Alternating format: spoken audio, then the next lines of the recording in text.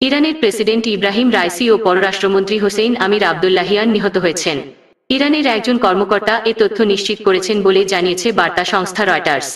ইরানের একজন জ্যেষ্ঠ কর্মকর্তা রয়টার্সকে বলেন, প্রেসিডেন্ট রাইসি, পররাষ্ট্রমন্ত্রী এবং হেলিকপ্টারে থাকা সকল যাত্রী দুর্ঘটনায় নিহত হয়েছেন।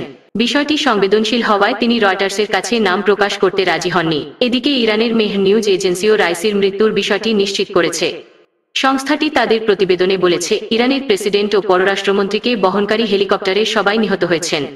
এর আগে ইরানের রেড ক্রিসেন্ট প্রধান পীর হোসেইন কলিভান্দো জানান, বিধ্বস্ত হেলিকপ্টারটি খুঁজে পাওয়া গেছে। পরিস্থিতি ভালো নয়। পীর হোসেইন বলেন, রাইসিকে বহনকারী হেলিকপ্টারটি খুঁজে পাওয়া গেছে। আমরা হেলিকপ্টারের দিকে এগোচ্ছি। পরিস্থিতি ভালো নয়। এদিকে নাম প্রকাশে অনিচ্ছুক অপর এক ইরানি কর্মকর্তা রয়টার্সকে বলেন, দুর্ঘটনায় প্রেসিডেন্ট রাইসির হেলিকপ্টারটি সম্পূর্ণ পুড়ে গেছে। দুর্ভাগ্যবশত সব যাত্রী নিহত হয়েছেন বলে আশঙ্কা করছি। গতকাল রোববার ইরানের প্রেসিডেন্ট ইব্রাহিম রাইসি একটি বাঁধ উদ্বোধন করতে আজারবাইজান সীমান্তবর্তী এলাকায় গিয়েছিলেন। সেখানে আজারবাইজানের প্রেসিডেন্ট ইলহাম আলিয়েভ ছিলেন। সেখান থেকে 3টি হেলিকপ্টারের বহর নিয়ে পূর্ব আজারবাইজান প্রদেশের রাজধানী তাবরিজে ফিরছিলেন ইব্রাহিম রাইসি ও তার সঙ্গে থাকা অন্য কর্মকর্তারা। পথে পূর্ব আজারবাইজানের জোলফা এলাকার কাছে প্রেসিডেন্টকে বহনকারী হেলিকপ্টারটি বিধ্বস্ত হয়। অন্য 2টি হেলিকপ্টার নিরাপদে গন্তব্যে পৌঁছেছে।